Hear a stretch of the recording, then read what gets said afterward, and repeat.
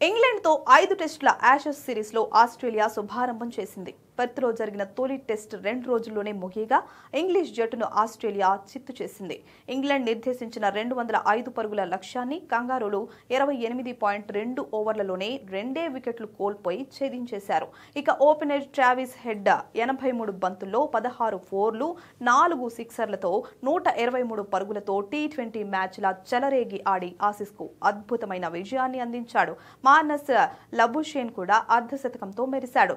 Jake వెథ్రాల్డ్ కూడా మంచి ఆరంభం అందించాడు. కాగా ఆరంభం నుంచే ఇంగ్లాండ్ బౌలర్లపై ఎదురుదాడికి దిగిన హెడ్ ఎడాపెడా బౌండరీలు బాధేశాడు. అతను 36 బంతుల్లో అర్ధశతకం, 69 బంతుల్లో శతకం పూర్తి చేసుకున్నాడు. బెన్ స్టోక్స్ వేసిన 17 ఓవర్లో హ్యాట్రిక్ ఫోర్లతో కలిపి మొత్తం 4 బౌండరీలు రాబట్టాడు. అనంతరం ఆర్చర్ బౌలింగ్లో వరుసగా 4-6 బాదాడు.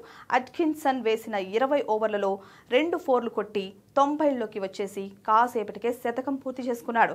హెడ్ లబుషేన్ రెండో వికెట్కు 92 బంతుల్లో 117 పరుగుల భాగస్వామ్యాన్ని నెలకొల్పారు. ఇలా 2 రోజుల్లోనే టెస్టు ముగించేశారు.